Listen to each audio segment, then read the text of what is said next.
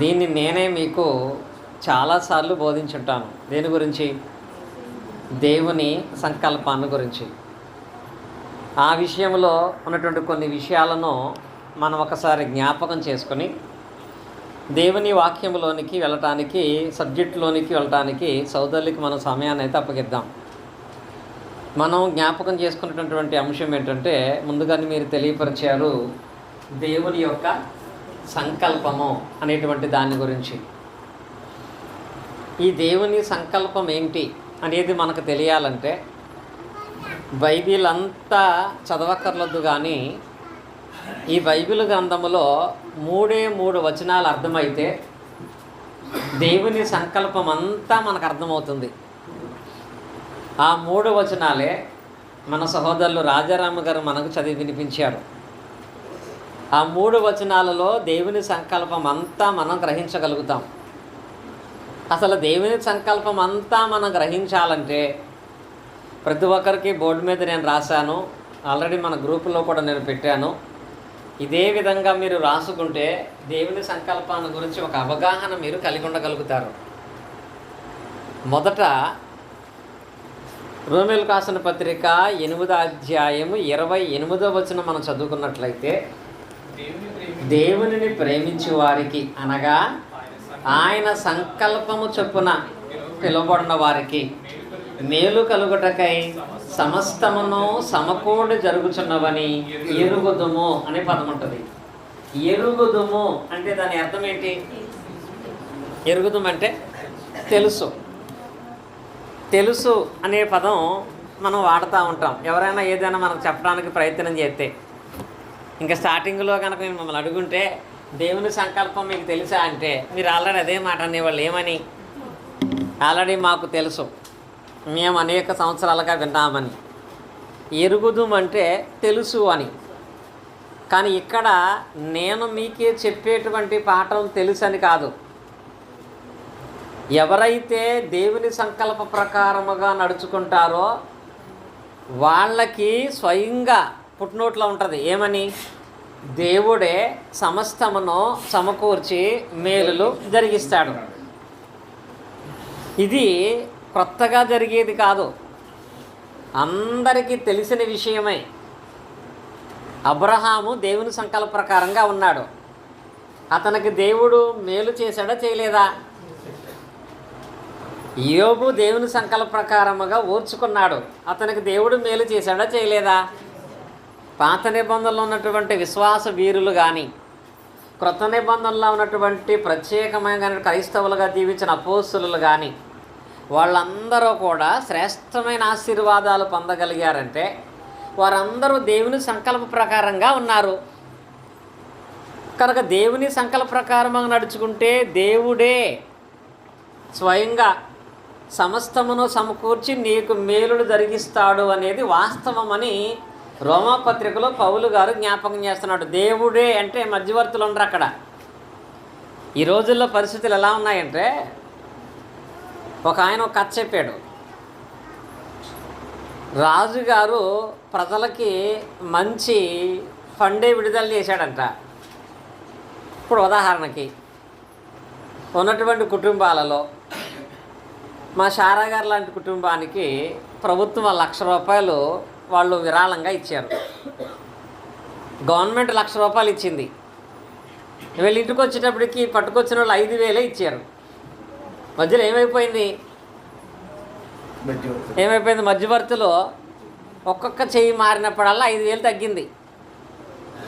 ఒక్కొక్క చెయ్యి మారిన 5,000 తగ్గి 1,00,000 రూపాయలు అలా బాగా 5,000 అయింది.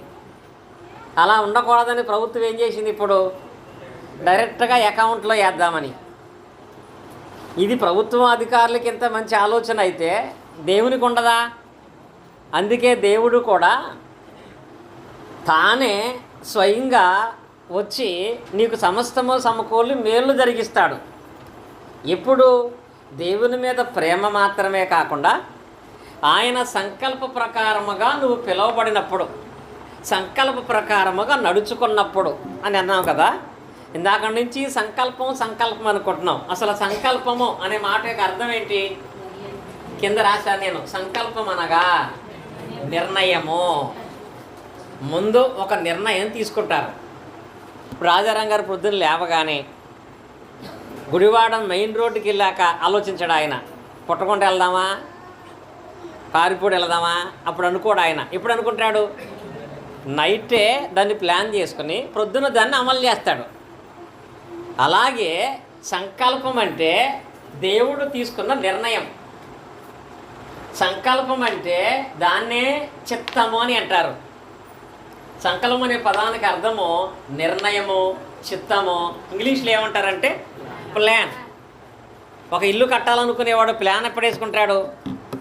బేస్మెంట్ వేసిన తర్వాత. అసలు ఏ విధమైన మెటీరియల్ కూడా తీసుకురాకముందే ముందు ప్లాన్ చేసుకుని ప్లాన్ గీసి ఆ ప్లాన్ ప్రకారంగా ఇంటిని కడతాడు. అలాగే దేవుడు కూడా ఒక సంకల్పాన్ని కలిగిన వాడుగా ఉన్నాడని, ఆ సంకల్పం అనగా నిర్ణయము, చిత్తము, ప్లాన్ అని నేర్చుకున్నాం. ఇప్పుడు దేవుని యొక్క సంకల్పం మనడల ఏమై ఉంది అనే దాంట్లో 29వ వచనాన్ని చదువుకుంటాం మనం. ఎందుకనగా తన కుమారుడు అనేక సహోదరులలో జ్యేష్ఠుడగునట్లు అన్నాడు. ఇక్కడ ఈ వాక్య భాగములు ఇక్కడ ఆపాం మనం. తన కుమారుడు అంటే ఎవరు? క్రీస్తు. దేవుని ప్లాన్లో ఆయనకు ఫస్ట్ ఉన్నటువంటి ఆలోచన ఏంటంటే క్రీస్తు అనేటువంటిది ఒక ఆలోచన. క్రీస్తును ప్రధానంగా పెట్టుకొని, క్రీస్తు పరలోకములో ఉన్నాడు, దేవుని కుమారుడుగా ఉన్నాడు. పరలోకం ఉన్నటువంటి ఈ క్రీస్తుని గురించినటువంటి దేవుడు ఒక ప్లాన్ చేశాడు. ఏంటది? ఏమవ్వాలని? తన కుమారుడు అనేక సోదరులు జ్యేష్ఠుడు అవ్వాలని. జ్యేష్ఠుడు అంటే దాని అర్థం పెద్ద కుమారుడు అనిపించుకోవాలని ఆయన ఆలోచన. అంటే పరలోకములో తనకిష్టమైనటువంటి వ్యక్తిగా యేసుక్రీస్తు వారే అధికమైన దేవుని ప్రేమను పొందుకునే వ్యక్తిగా ఉన్నారు. తండ్రిన దేవుని దగ్గర కొన్ని కోట్ల దేవదూతలు ఉన్నారు, పరిశుద్ధాత్ముడు ఉన్నాడు, యేసుక్రీస్తు వారు కూడా ఉన్నారు. కానీ దేవునికి క్రీస్తును చూసిన తర్వాత క్రీస్తు లాంటి ఇంకా అనేక మంది పిల్లలుంటే ఎలా ఉంటుంది? నా కుమారుడు అనేకులలో జ్యేష్ఠుడైతే బాగుంటుందని దేవుడు క్రీస్తుని పెద్ద కుమారుడుగా చేద్దామని ప్లాన్ చేశాడు. ఇప్పుడు క్రీస్తు పెద్ద కుమారుడు అవ్వాలంటే ఏం చేయాలి? ఇప్పుడు చిన్న ఎగ్జాంపుల్ ఉంటుంది, చాలా మిట్టలు కూడా చెప్తూ ఉంటారు. ఇప్పుడు ఉదాహరణకి ఇక్కడ ఒక పెన్ను పెట్టాను. ఈ పెన్నని అక్కడ ఉంటుంది. ఇప్పుడు ఈ పెన్ను ఇక్కడ పెట్టాను. ఈ పెన్నని మార్చకుండా, దీన్ని కట్ చేయకుండా ఇది పెద్దది అని చెప్పాలంటే ఏం చేయాలి? ఇది పెద్ద అని చెప్పాలంటే పెద్ద పెన్ను ఎట్టాలా? చిన్న పెన్ను ఎట్టాలి కదా. అంటే ఇది పెద్ద పెన్ను అని పిలవాలంటే దీని పక్కన చిన్న పెన్ను పెడితే చాలు, అంతే తప్ప దీన్ని సాగనీయాల్సిన పని లేదు. అలాగే దేవుడు కూడా క్రీస్తు పెద్దవాడు అనిపించుకోవాలనుకున్నాడు. ఆయన పెద్దవాడు అనిపించుకోవాలంటే చిన్నోళ్ళు కావాలి, పెద్ద కుమారుడు అనిపించుకోవాలంటే చిన్న కుమారులు కావాలి. కాబట్టి ఈయన్ని పెద్ద ఆయన్ని చేయడానికి చిన్నోళ్ళని మనల్ని చేశాడు ఆయన. ఎవరని?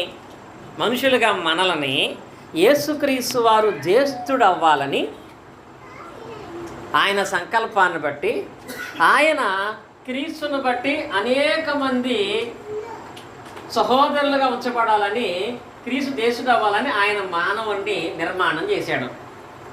క్రీస్తు జ్యేష్ఠుడు అవ్వాలి అని ఈయన ఎప్పుడు అనుకున్నాడో తెలుసా? ఎప్పుడు అనుకున్నాడు? ఆయన జగత్తు పునాది వేయబడకమునుపే ఆయన అనుకున్నాడు. అంటే దేవుని ప్రణాళికలో ఫస్ట్ క్రీస్తు జ్యేష్ఠుడు అవ్వాలని. రెండవది మన విషయంలో దేవుని ప్లాన్ ఏంటి? ఆ వచనం చదవండి 2వ పాయింట్లో. ఎందుకనగా తన కుమారుడు అనేక సహోదరులలో జ్యేష్ఠుడగునట్లు దేవుడు అదే రోమిలకు రాసిన పత్రికలో 8వ అధ్యాయంలోనే దానికి ముందున్నటువంటి వాక్య భాగాన్ని మనం చదువుకున్నట్లయితే అక్కడ చూడండి,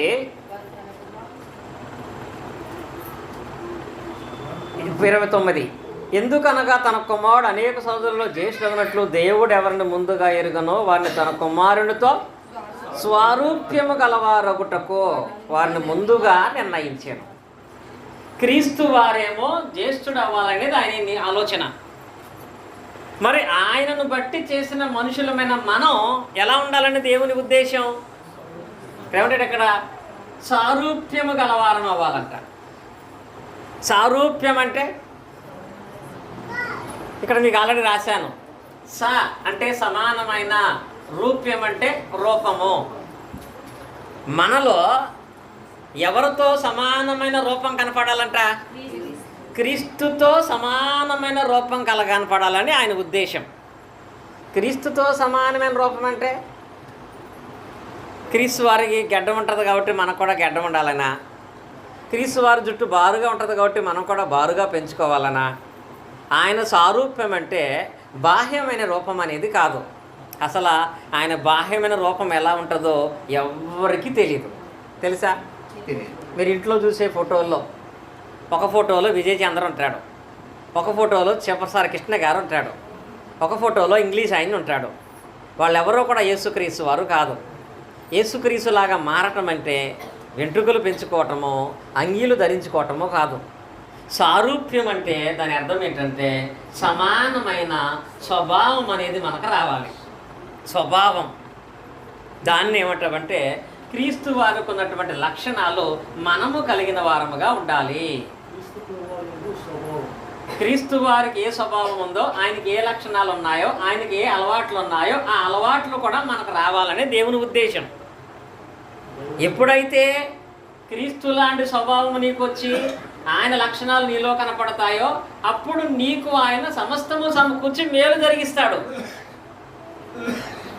ఆయన యందు విశ్వాసం ఉంచిన మనం, దేవునికి ప్రార్థన చేస్తున్న మనం ఏమీ ఎప్పటికప్పుడు పరిశీలించుకోవాలంటే నాలో ఎవరు కనపడుతున్నారు అనేదాన్ని మీరు పరిశీలించుకోవాలి.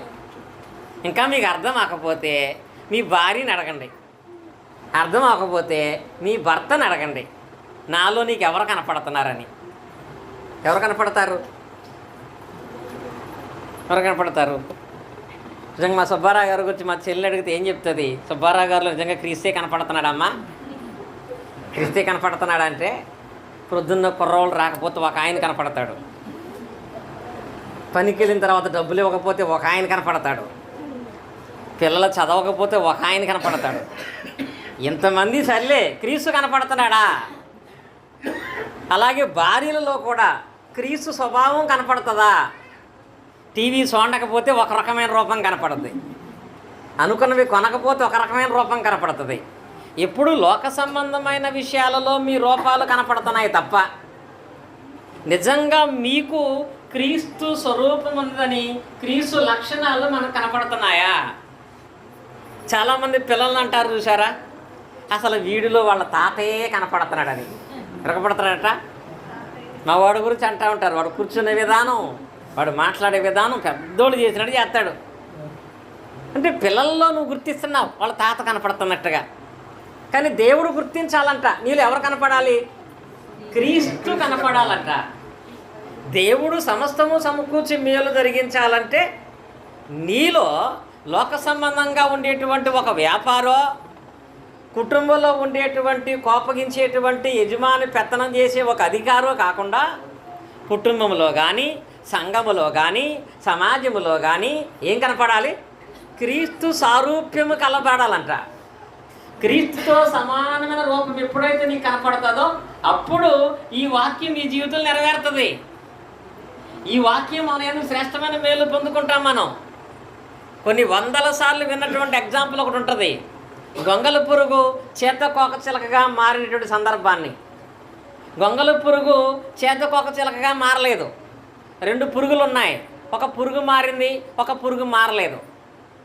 మారిన దాన్ని అందరూ ఇష్టపడుతున్నారు, మారినది చాలా అందంగా ఉంది. మారని దాన్ని ఎవడో ఇష్టపడట్లేదు. మారని దాని ఆకారం భయంకరంగా ఉంది, కానీ అది ప్రార్థన చేస్తుందంట. దాన్ని ఎందుకు ప్రేమిస్తున్నారు? నన్ను ఎందుకు ప్రేమించట్లేదు? నన్ను ఎందుకు ఇష్టపడట్లేదు? ఇద్దరం ఒకేసారి పుట్టాం కదా, ఒకే స్థలంలో పెరిగాం కదా, నేను ఎందుకు అలా ఉన్నాను? ఎందుకు ఒకదాన్ని ఇష్టపడి ఒకదాన్ని ఇష్టపడట్లేదు అంటే దీనిలో కలగలసిన మార్పు కనపడట్లేదు.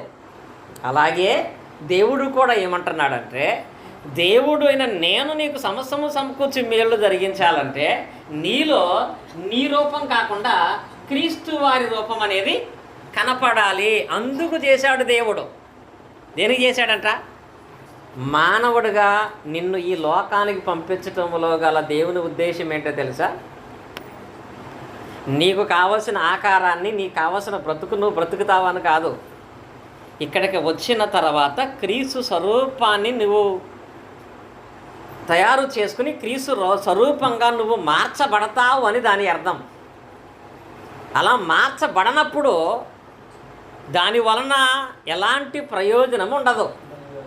కానీ చాలామంది ఎలా ఉంటున్నారంటే, నీ దేహాన్ని క్రీస్తు స్వరూపముగా మార్చబడటానికి దేవుడిస్తే దీన్ని దాని కొరకు తప్ప మిగతా అన్నిటి కొరకు వాడుతున్నారు. ఇప్పుడు ఉదాహరణకి దేవుడు మన చేతికి 5 వేళ్ళు ఎందుకు ఇస్తాడు? 5 వేళ్ళు ఎందుకు? ఎప్పుడైనా ఊహించారా? వేళ్ళు లేకుండా చెయ్యి చెక్కలాగే ఉంటే ఏం చేయలేం మనం? దేన్ని పట్టుకోలేం, భోజనం చేయలేం, ఏ పని కూడా మనం చేయలేం. చేస్తామా? 5 వేళ్ళు ఉంటేనే దేన్నైనా పట్టుకోవటానికైనా, భోజనము చేయటానికైనా, దేన్నైనా పట్టుకెళ్ళటానికైనా దీనివల్ల ఉపయోగం ఉంటుంది. ఈ చెయ్యి దానికి అనుకూలంగా ఉండటానికి తయారు చేయబడింది. అలా అనుకూలంగా ఉండటం కొరకు వాడటం మానేసి ఈ చెయ్యి ఏమందంటే, నేను అలాగ దేన్ని పట్టుకోను, దేన్ని తినిపించను, ఏది ఎత్తికెళ్ళను, కానీ 5 ఏళ్ళకి 5 ఉంగరాలు మాత్రం పెట్టుకుని కూర్చుంటానంటే ఊరుకుంటుందా? ప్రయోజనం ఉంటుందా? 5 ఏళ్ళకి 5 ఉంగరాలు పెట్టుకుంటే అది దాని పని కాదు. ఒకళ్ళ చెయ్యి ఉంటుందండి ఎప్పుడు. ఈ ఏలు ఎదుటోడిని చూపించడానికే పెడతాడు ఇంకెంతసేపు. ఈ ఏలు ఎందుకంటే ఎదుటోడు తప్పులు చూపించడానికే. ఈ ఏలు అందుకు ఇచ్చాడా? అలాగని ఈ ఏలు దానికే ఉపయోగిస్తున్నాం అనుకో, ఎవడో ఒకడే ఎరగొట్టాడా? అలాగే దేవుడు కూడా నీ దేహాన్ని లోక సంబంధంగా ఉన్నటువంటి వాళ్ళ స్వభావాలు చూపించుకోవడానికి కాదు. క్రికెటర్ల యొక్క హెయిర్ స్టైల్ పెంచుకుంటాను, సినిమా సీరియల్లో ఉన్నటువంటి రాత్రి మరవిగా చెప్తున్నారు దీపాలాగా నేను ఉంటాను, సినిమా హీరోలాగా నేను ఉంటాను అంటే అలాగూ మార్చుకుంటే ఏలు చూపిస్తే దీన్ని ఎలాగ ఎరగొట్టేస్తారో దేవుడు కూడా వారి జీవితాన్ని నరకానికి పంపించేస్తాడు. అందుకే దేవుడు ఏమన్నాడంటే, నేను మీ పట్ల ఒక ప్లాన్ కలిగి ఉన్నాను. నా కుమారుడు పెద్ద కుమారుడు అవ్వాలంటే మీరు నా కుమారుడు లాంటి స్వరూపాన్ని కలిగిన వారుగా మీరు ఉండాలి. ఆ కుమారుడు స్వరూపాన్ని కలిగిన వారుగా మనం ఉండాలి అంటే ఆయనకున్నటువంటి ప్రాముఖ్యమైన లక్షణాలలో, స్వభావాలలో 3 లక్షణాలు మనం ఒకసారి జ్ఞాపకం చేసుకున్నాం. అన్నీ ఉన్నాయి, కానీ ఈ 3 అన్నా మనకున్నాయా? ఉంటే నువ్వు ప్రార్థన చేయటం న్యాయమే, ఉంటే దేవుణ్ణి అడగటం న్యాయమే. ఆ 3 ప్రధానమైనవి ఏంటో తెలుసా? ఈ వాక్య భాగం రాత్రి సోదరులు జ్ఞాపకం చేసుకున్నాము. లోకాసు 22:39 యేసుక్రీస్తు వారు ప్రార్థన చేసే విధానాన్ని మనం చూస్తాము.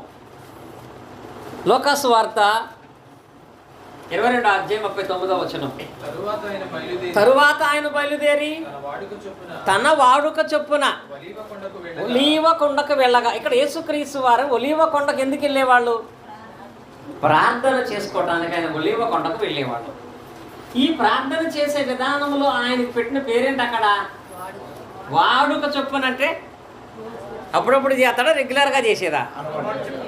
అలవాటుగా. ఆయనకు ఒక అలవాటు ఉందండి. ఈ రోజుల్లో కొంతమందికి పనికిమాలిన అలవాట్లు ఉన్నాయి. ఫోన్ చూడకుండా నిద్ర పట్టదంట ఒక ఆమెకి, టీవీ చూడకుండా నిద్ర పట్టదంట ఒక ఆమెకి, ఎవరిని ఏమి అనకుండా నిద్ర పట్టదు ఒక ఆమెకి. ఈ అలవాట్లు కాదండి. ప్రార్థన చేయటం అనేది నీకు ఒక అలవాటుగా ఉండాలి. దేవుని కుమారుడు అయ్యింది కూడా క్రీస్తు వారు ప్రతినిత్యము వాడుకగా ప్రార్థన అనే దాన్ని పెట్టుకున్నాడు. ఆయన ప్రతిరోజు ప్రార్థన చేసే అలవాటు కలిగిన వాడు, క్రీస్తు లక్షణం కలిగిన వాడు. వాడుకగా ఆయన ఎక్కడ పరిచయం చేస్తూ ఉన్నా ఆ సాయంకాలం అయ్యేటప్పటికి ఆయన వాడుక చొప్పున ఉదయంలోనూ సాయంకాలం ఎక్కువ సమయంలో ఆయన పెందల కడ లేచి ఏకాంతముగా ప్రార్థన చేయడానికి వెళ్ళేవాడు. ఆయన ఒలీవ కొండకు వెళ్ళేవాడు. వాడుకగా ఆయన ప్రార్థన చేసుకునే అలవాటు ఉందండి. మనలో ఎంతమందికి ఉంటుంది అది? ప్రొద్దున లేవగానే ఫస్ట్ ప్రార్థన చేయకుండా నాకు ఏం చేయబుద్దయ్యదు అని వాళ్ళు ఉంటారు ఎవరైనా? ఫస్ట్ ఉన్నవాళ్ళు 90% ఫస్ట్ లేవగానే దీన్ని చూస్తారు. దేన్ని? రాత్రి పడుకున్నాను కదా, మధ్యలో కొత్త ఏమొచ్చేసినాయో బాధ, మరి కొంతమంది టీ తాకుండా ఉండలేము. ఇది కాదండి. మొట్టమొదట క్రీస్తు వారికే ఉన్న లక్షణము ప్రార్థన. వాడుకగా ఆయన ప్రార్థన చేయడానికి వెళ్ళేవాడు. రెండవది, లూకాసు వార్తలో 4వ అధ్యాయం 16-17 చదివినట్లయితే ఇక్కడున్న వాక్య భాగం ఏంటి? లూకాసు వార్త 4వ అధ్యాయం 16-17 వచనాలు చూడండి.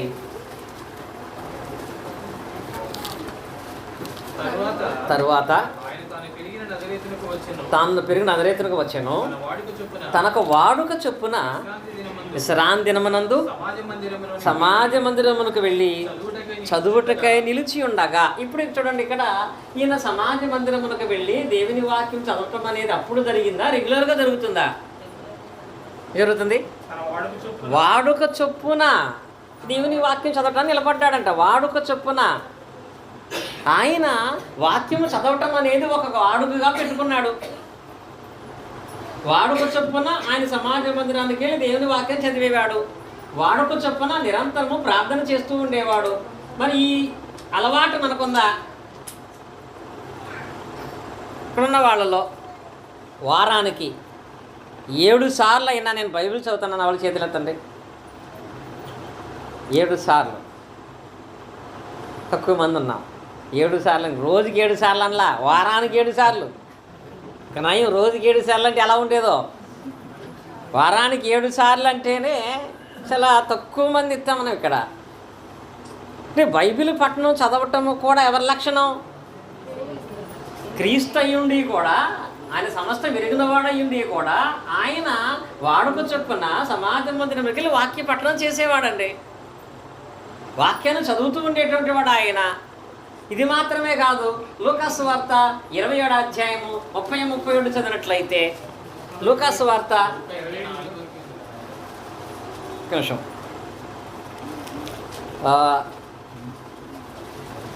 17వ అధ్యాయం చూడండి.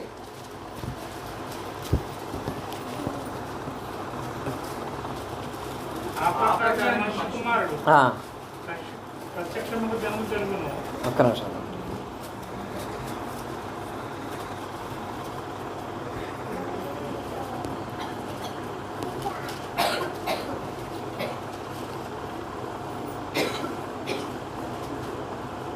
లూకాసు వార్త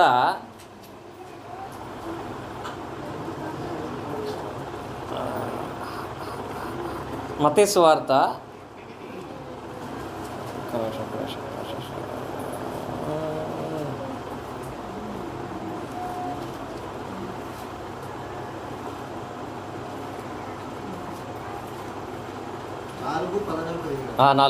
4:16.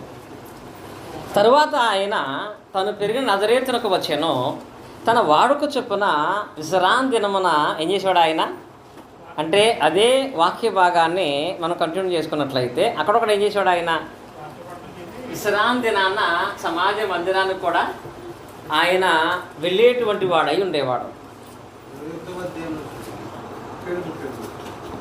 ఓకే, అది మిస్ అయినట్టుంది. సేమ్ అధ్యాయం మిస్ అయింది. 21వ అధ్యాయంలో చదవండి.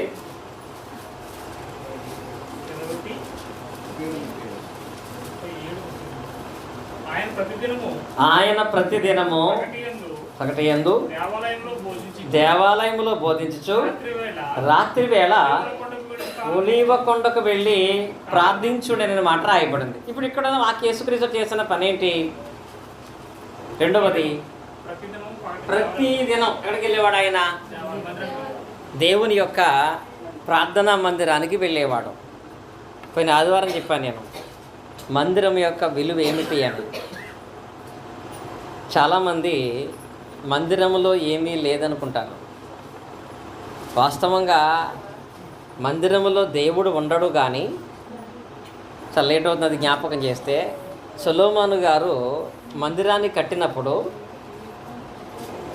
సొలొమోనుతో దేవుడు అన్న మాట మనకి స్టెఫను గారు జ్ఞాపకం చేస్తాడు. అపోస్తుల కార్యములో మనం చూసినట్లయితే,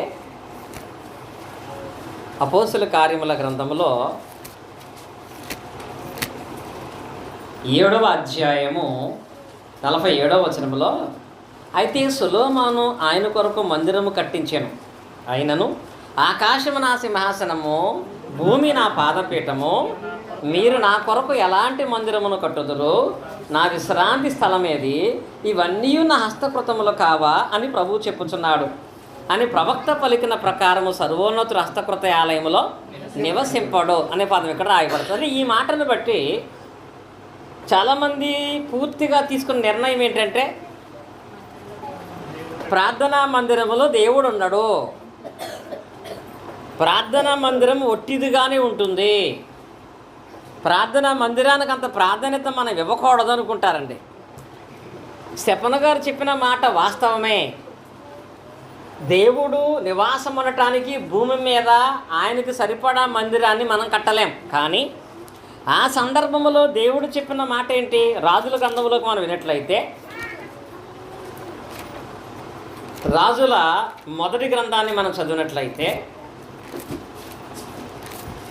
9వ అధ్యాయములో ఆ సందర్భంలో ఉన్న స్పష్టత చూసినట్లయితే 2వ వచనం, గిబియోనులో ప్రత్యక్షమైనట్లు రెండవ మారు యెహోవా సొలొమోనుకు ప్రత్యక్షమై అతనితో ఇలాగు సెలవిచ్చెను, నా సముఖమందు నీవు చేసిన ప్రార్థన విన్నపములను అంగీకరించితిని, నా నామము అక్కడ సదాకాలము ఉంచుటకు నీవు కట్టించిన ఈ మందిరమును పరిశుద్ధపరిచి ఉన్నాను, నా దృష్టియు నా మనసును ఎల్లప్పుడూ అక్కడ ఉండను. అంటే మందిరములో దేవుడు ఉండడు, కానీ ఏముంటుంది?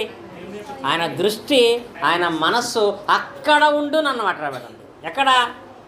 మందిరంలో. ఎప్పుడైతే సంగముగా కూడుకున్నటువంటి వారుగా ఉంటారో అప్పుడు ఎల్లప్పుడూ కూడా దేవుని మనసు, దేవుని దృష్టి అక్కడ ఉంటుంది. అపోస్తలుల కార్యం 3వ అధ్యాయంలో పేతురు యోహానులు సువార్త పరిచర్య చేస్తూ వాళ్ళు ప్రార్థన చేసుకునే టైం వచ్చినప్పుడు ఎక్కడికి వెళ్ళారు వాళ్ళు? అక్కడ ఏముంటుంది? పగలు 3 గంటలకు ప్రార్థనా కాలమున పేతురును యోహానును దేవాలయంలోకి ఎక్కిపోవచ్చుండేది. ఇప్పుడు చూడండి, ప్రార్థనా టైం అయింది. ఇప్పుడు మా రాజారామ గారు ఉన్నారు, ఇక్కడ ప్రార్థన జరిగే సమయం అయింది, ఆదివారం ఆరాధన టైం అయింది. ఆరాధన సమయం అయిపోగానే రామచంద్రాపురం వెళ్ళి స్థానిక మందిరంలో కూర్చోవటానికి అక్కడ దేవుడే ఉండడు కదా. ప్రార్థన టైం అయింది కాబట్టి ఎక్కడ చేసుకున్నా దేవుడు వినడా అనుకోవచ్చా? అపోస్తులు సైతము ప్రార్థనా కాలం అయ్యేటప్పటికి పేతురు యోహానులు ఇది ప్రార్థనా కాలం కాబట్టి మనమిద్దరం ఇక్కడ మోకరించి ఇక్కడ ప్రార్థన చేద్దాం అనుకోలేదు. వాళ్ళు ఏం చేశారంట? ప్రార్థనా కాలమున దేవాలయంకి వెళ్ళారు. వాళ్ళు ఎందుకు అక్కడికి వెళ్ళారు? వాళ్ళు వీళ్ళు తెలుసా, అక్కడ దేవుని దృష్టి ఉంటుంది, అక్కడ దేవుని మనసు ఉంటుంది. కనుక సంఘముతో సహవాసం అనేది చాలా ప్రాముఖ్యమైంది. యేసుక్రీస్తు సైతము కూడా, ఆయన కూడా ప్రతి దినం అక్కడికి వెళ్ళేవాడు, మందిరానికి వెళ్ళి ప్రతి దినమున కూడా ప్రార్థన జరిగిస్తూ ఉండేవాడు. ఇవి యేసుక్రీస్తుకున్న లక్షణాలు. ఇవి మనకున్నాయా? ప్రతిరోజు ప్రార్థన చేసుకునే అలవాటు, ప్రతిరోజు బైబిల్ చదివే అలవాటు, ప్రతిదినము కూడా దేవుని మందిరానికి వెళ్ళేటువంటి అలవాటు మనం కలిగి ఉండాలనుకున్నా మన దగ్గర వారానికి 3 రోజులు పెడతాం. కనీసం ఆ 3 రోజులైనా వస్తున్నామా? వచ్చే అలవాటు ఉంటుందా? ఆదివారం ఒక్కటే, మిగతా రోజులన్నీ మనకు సంబంధం లేదు అనుకునేవాళ్ళు చాలామంది ఉన్నారు. మరి యేసుక్రీస్తు వారు ఆయన స్వభావాన్ని బట్టి ప్రతిదినము వెళ్ళేవాడు, ప్రతిదినము ప్రార్థన చేసేవాడు, ప్రతిదినము వాక్యం చదివేవాడు, ప్రతిదినము వాడుకగా దాన్ని జరిగించుకున్నాడు కదా. ఆయనకు ఉన్నాయేమో అలవాట్లు. నాకు రావటం కష్టం అనుకుంటే నీకు ఏది రాదు? క్రీస్తు యొక్క సమాన స్వరూపం రాదు. ఇది రాకపోతే దేవుడు నీకు ఏమివ్వడు, ఏ మేలు కూడా చేయడు. ఆయనేమో నువ్వు మేలు కావాలనుకుంటున్నావు, ఆయనేమో నువ్వు క్రీస్తులాగా మారాలనుకుంటున్నావు. క్రీస్తులాగా మారితేనే దేవుడికి మేలు చేస్తాడు. ఇది ఆయన ప్రణాళిక. నీవు దేవుణ్ణి అడుగుతున్నప్పుడు దేవుడు చూసేది ఒకటే, ఏంటో తెలుసా? ఎంతసేపు ప్రార్థన చేస్తున్నావు, ఎంత దూరం వెళ్ళి వాక్యం వింటున్నావు అనేది కాదండి. నీవు ఆయన దగ్గరికి వెళ్ళగానే మీకు అర్థమయ్యేది చెప్పాలంటే, నీవు ప్రార్థన చేయటానికి ప్రారంభించగానే ఒక కొలమానం కొలిసి ఒక తక్కెడు ఉంటుంది చూసారా, అలాంటి తక్కెడిలో ఒకవైపు యేసుక్రీస్తుని పెట్టి ఈ వైపు నిన్ను పెడతాడు. అప్పుడు ఎలా ఉండాలి? యేసుక్రీస్తు నీవు సమానంగా ఉండాలి. యేసుక్రీస్తు నీవు సమానంగా ఉండటానికి గొప్ప గొప్ప త్యాగాలు యాగాలు చేయవసరం లేదు. ఆయన లక్షణాలలో కనీసము రెగ్యులర్గా ప్రార్థన చేసేటువంటి, వాక్యం చదివేటువంటి, మందిరానికి వెళ్ళేటువంటి అలవాటు నీకు ఉంటుందా? ఇక ఆయనకున్న లక్షణాలు, దేవుని కోరిక అదే. ఆయన సారూప్యములోనికి మీరు మార్చబడాలనే దేవుని యొక్క ఉద్దేశం. ఇప్పుడు ఈ ఉద్దేశాన్ని దేవుడు ఎప్పుడు కలిగి ఉన్నాడు? ఇక్కడ చదువుకుంటాం కదా వాక్య భాగం, రోమపత్రిక వెళ్దాం చూడండి. 30వ వచనంలోకి వెళ్తాం మనం. రోమపత్రిక 8వ అధ్యాయం 30వ వచనం, 8:30. మరి ఎవరిని ముందుగా నిర్ణయించేనో అనే పదం వచ్చింది ఇక్కడ. ఇక్కడ చూడండి, ఇక్కడ ముందుగా నిర్ణయించడం అనే పదం ఉంది. నిర్ణయించాడట. ఇక్కడ ఈ తరగతిలో ఎవరు పాటలు పాడాలి, ఎవరు నడిపించాలి, ఎవరు వాక్యపట్నం చదవాలనేది ఎప్పుడు నిర్ణయించాలని తెలుసా? మీరు వచ్చాక. ఇప్పుడు వచ్చిన తర్వాత రాజారామ్ గారిని చూసి అప్పుడు రాసిన బైబిల్ రీడింగ్, డానియల్ గారిని చూసి అప్పుడు రాసాం ప్రార్థన, ఆనందరావు గారిని చూసి అప్పుడు రాసాం ఇది. కానీ దేవుడు అయితే ఆయన ఎప్పుడు నిర్ణయించాడంటే పుట్టిన తర్వాత నిర్ణయించాలా. ఎప్పుడు నిర్ణయించాడు? ఇక్కడ ఉంటుంది, జగత్తు పునాది వేయబడక మునిపే ఆయన ప్రేమ చేత క్రీస్తులో మనల్ని నిర్ణయించాడు. క్రీస్తులో అంటే క్రీస్తు లాంటి సారూప్యము గలవారుగా నీవు జీవించాలని, వాడుకగా ప్రార్థన చేయాలని, వాక్యం చదవాలని, మందిరానికి వెళ్ళేవాడుగా ఉండాలని ఎప్పుడు నిర్ణయించాడంటే సృష్టికి ముందే నిర్ణయించాడు. సృష్టికి ముందే అంటే బైబిల్ కాలమాన ప్రకారంగా సృష్టింపబడి ఇప్పటికి ఎన్ని సంవత్సరాలు?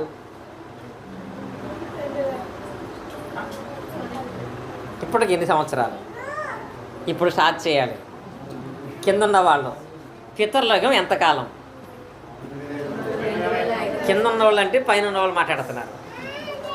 పితరుల యుగం స్టార్ట్ అయ్యి ఎంతకాలం అయింది? పితరుల యుగం ఎన్ని సంవత్సరాలు? గట్టిగా చెప్పండి, నిజమైతే గట్టిగా చెప్తారు. 2500 సంవత్సరాలు.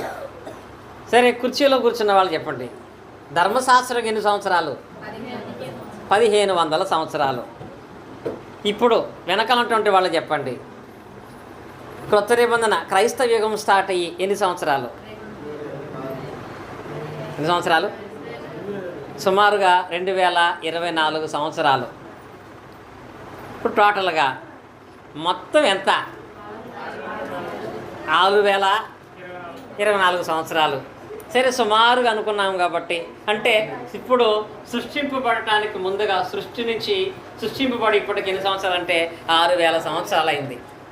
దేవుడు 2025వ సంవత్సరంలో నువ్వు ఇలాగ ఉండాలని చెప్పడానికి ఎప్పుడు ప్లాన్ చేశాడో తెలుసా? 6000 సంవత్సరాల క్రితమే. 6000 సంవత్సరాలకు పూర్వమే దేవుడు ఒక నిర్ణయం తీసుకున్నాడు. నేను మనుషుల తర్వాత మనుషులను, ఒకరి నుండి ప్రతి జాతి మనుషులను పుట్టిస్తాను. అలా పుట్టిన ప్రతి ఒక్కడు ఒకరి తర్వాత ఒకడు పుడుతూ ఈ 2024 వచ్చేటప్పటికి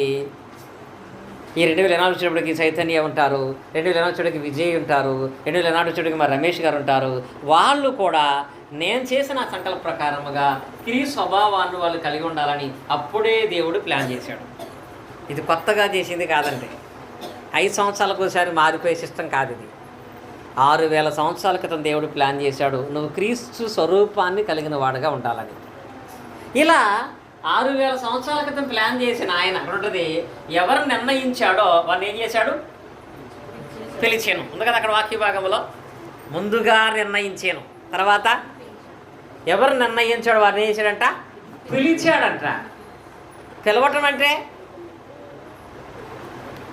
పిలవటం అంటే చాలామంది ఈ రోజుల్లో దేవుని పిలుపు అనేది స్పెషల్గా ఉంటుంది అనుకుంటున్నారు. దేవుని సేవకు వద్దామన్నా, దేవుని యందు రక్షణ పొందాలి అన్నా దేవుడు పిలిచాడా అని అడుగుతున్నారండి. దాని అర్థం, దేవుడు పిలిచాడా? మీరు సేవకు వచ్చారు కదా, దేవుడిని సేవకు రమ్మన్నాడా? మీరు బాప్తిసం పొందారు కదా, దేవుడు నీకు దర్శనమిచ్చాడా? దేవుడు నేను ఎలా పిలిచాడు? కళ ద్వారా పిలిచాడా, దర్శనం ద్వారా పిలిచాడా, కుక్క ద్వారా పిలిచాడా, పంది ద్వారా పిలిచాడా అడుగుతున్నారండి. అంటే దేవుని పిలుపు అనేది ఎలా ఉంటుంది? పిలవటం అంటే ఇక్కడ వాక్యం చెప్పారు కదా, తెసలోనికీయులకు రాసిన 2వ పత్రిక 2వ అధ్యాయం 14వ వచనంలో దేవుడు అందరినీ ఎలా పిలుస్తున్నాడు ఆ వాక్యం చదవండి. మీరిలాగు రక్షింపడు. ఎలాగా?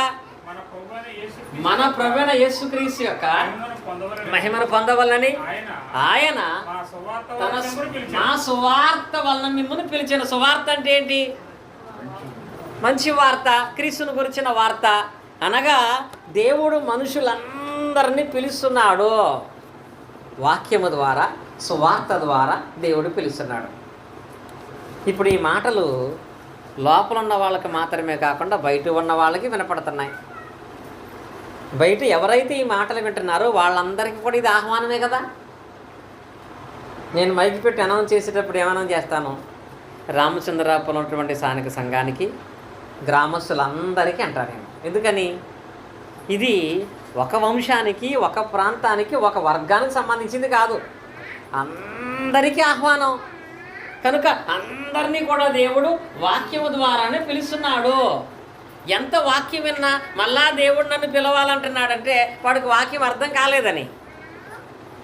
వాక్యమే దేవుడు, దేవుడే వాక్యము. వాక్యం మన దగ్గరకు వచ్చిందంటే ఆ వాక్యం ద్వారా దేవుడు మనం పిలుస్తున్నాడు. కనుక వాక్యము ద్వారా దేవుడు పిలుస్తున్నాడు. ఎవరిని పిలిచినాడో వాళ్ళు ఏం చేస్తున్నాడు? ఆ వాక్యములో 30వ వచనములో ఎవరు నిర్ణయించాడో వారిని పిలిచాను, ఎవరిని పిలిచానో వారిని నీతిమంతులుగా తీర్చాడు. ఎవరైతే ఆ పిలుపు విని వస్తున్నారో దానికి రిఫరెన్స్ చదువుకుంటాం మనము. రోమపత్రిక 1:17లో అలా ఆ పిలుపుకు లోబడి వచ్చినటువంటి వాళ్ళందరినీ కూడా ఆయన నీతిమంతులుగా తీరుస్తున్నాడు. ఎలా నీతిమంతులు అవుతున్నారు?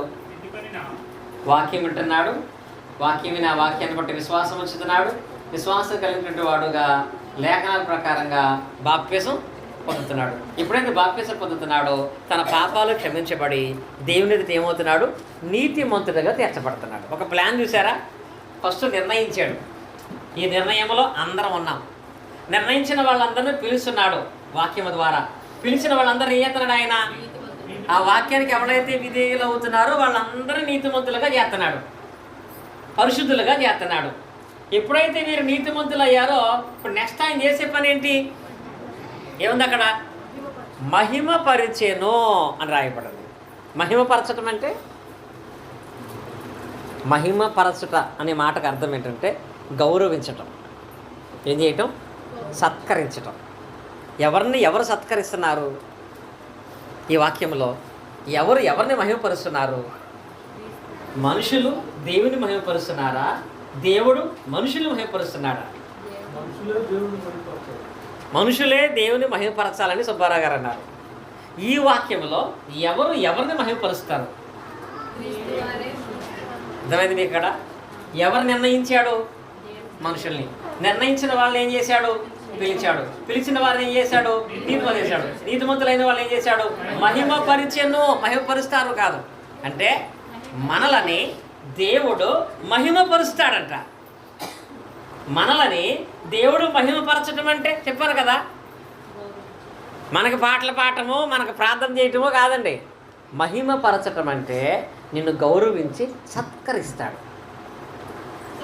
ఈ సత్కార్యం లేక ఈ సన్మానం అనేది దేవుడు చేసేది ఎలా ఉంటుందంటే, మనుషులు కూడా మనకు సన్మానం చేస్తారు. పొద్దున్న దండే సన్మానం చేస్తారు, సాయంత్రానికి ఆ దండ ఎండిపోద్ది. పొద్దున్న సాలవై సన్మానం చేస్తారు, నెల రోజులకి సాలువ చిరిగిపోద్ది. కానీ దేవుడు చేసే ఆ సన్మానం, దేవుడు చేసే సత్కారం ఎలాంటిదో తెలుసా? చివరికి చదువుకుంటాము పేతురు రాసిన మొదటి పత్రిక 2:19 వచనంలో. అక్కడ ఆయన చేసేటువంటి ఆ సత్కార్యాలు ఏంటి? పేతురు రాసిన మొదటి పత్రిక 2:19 వచనంలో. ఒక నిమిషం, 2వ పత్రిక 2:19 వచనం. సారీ, అదే నేను చదవండి. మొదటిదే 2:19. ఎవడైనాను అన్యాయముగా శ్రమ పొందుచు